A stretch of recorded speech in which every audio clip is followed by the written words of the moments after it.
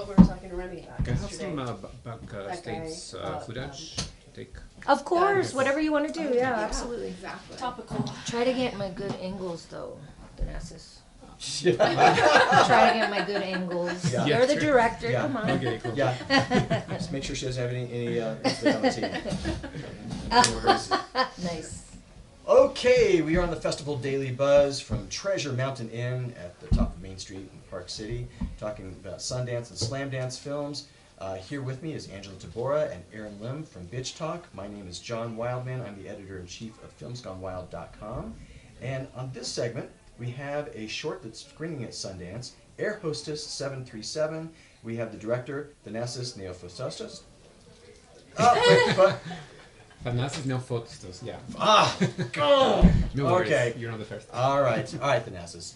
Introduce us to the film. The audience has not seen it as yet. Yeah. Tell us about AirHostess 737. Yeah, so my film is AirHostess, and it's about an air hostess, of course, that she's flying a regular flight, the 737 flight, to her hometown, and we see her collapsing during the flight psychologically because she's just wearing some new braces, and she's blaming her mother for not wearing the braces when she was younger. But at the same time, we find out that at the same flight, she's carrying the dead body of her mother back to the hometown to bury her. So this is a film that has premiered in Locarno Film Festival. Then we won a special mention for Best Film in Toronto Film Festival. We are now in Sundance, so we are super happy for all this. It's a fantastic run. You know, when you have a short film, to be able to screen at a number of festivals is an accomplishment of itself. But the festivals you're talking about are top of the line festivals, and you're also winning awards, and it's well deserved. For me, watching a slow burn dominoes going over and watching someone crumble in front of our very eyes is always hilarious and harrowing at the same time, which I think this film is.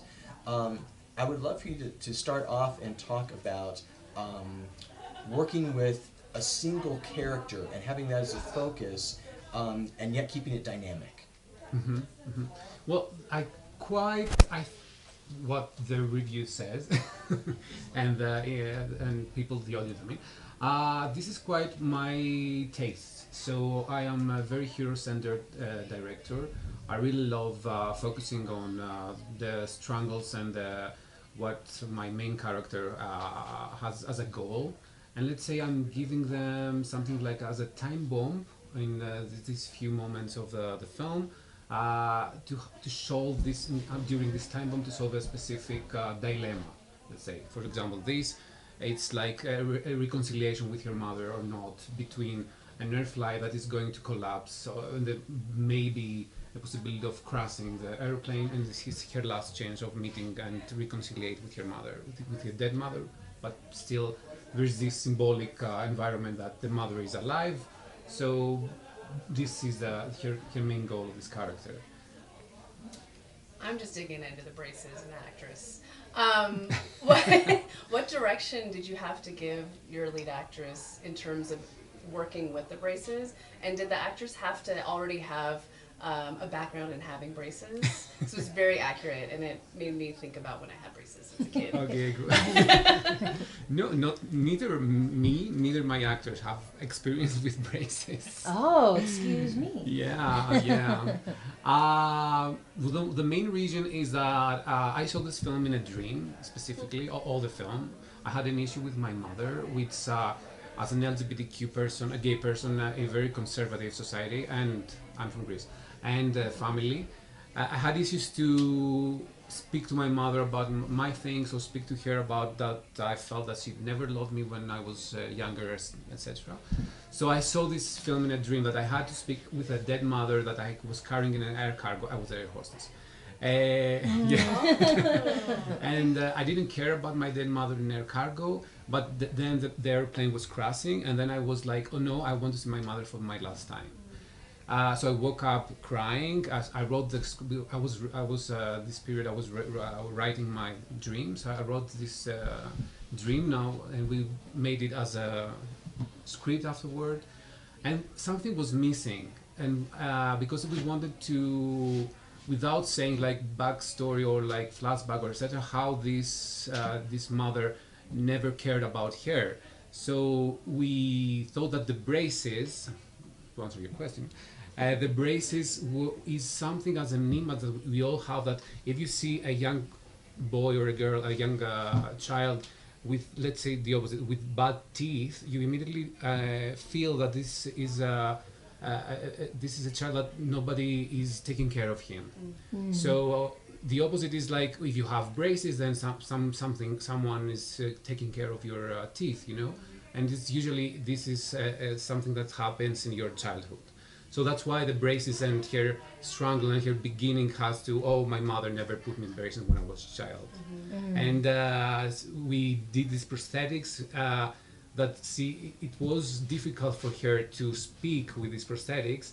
So we put this as a tick, as something that was, we put it in the role, and she was like always, I can't take off my braces. So put it in your role, do it this, what you can't take it, do it in the film. And this is what happened at the end. That's interesting that you shared your experience with losing your mom and how this kind of came to you in a dream, because I did also recently lose my mom, and as somebody going through grief, I related to this character, you know, but having a completely different relationship with my mom that you did, I still related to this character because you have something that's plaguing you, but you want to blame it on something else that's easier to deal with, you know, and you're trying to replace this hole with something else. Have you heard certain sentiment from people who've watched the short and kind of related to it? Like, I want to be like, if somebody wants to know where my head's at, watch this, you know. That's what I'm dealing with right now, you know. Well, also, sorry, maybe it was lost in translation, but I didn't lose my mother. Oh, I thought you, No, it was just in a dream. It was a dream, yeah. Oh, it was okay, a dream, okay. But it was a period that I couldn't speak to my mother. So I dreamt of a dead mother. I let's say I prefer to speak to a dead mother in a dream rather than to my real mother in life. That was the deeper feeling. But now, I mean, the audience loved the film. They really empathize with the character and the story in the film. I mean, here in Sundance, there was a person that came to me afterwards, a little bit crying and hugging me and say, "I love you." I really connected with the film. And he was also an LGBTQ person. Probably he had found something, a relationship there, even if in the film you cannot really feel the LGBTQ plus elements. But yeah, it was interesting that he was one, and he really empathized with the film. You know, it's interesting. I work with LGBT Fest, and you know, and it's always an interesting dynamic when we have a filmmaker, an LGBT filmmaker, but the film itself is not necessarily an LGBT film. So on your film festival tour, is that something that you're looking forward to screening at those particular festivals? Because I think it's I mean, I love this film, you know, and yet it doesn't fall thematically, oftentimes programming wise, within those fests. But if I was a programmer, I would want to have you at my fest with this film. What is your outlook like as you look ahead for your rest of your film festival tour? Well, I mean, I want to, my reason that I'm making films and I'm the director is to communicate with the audience.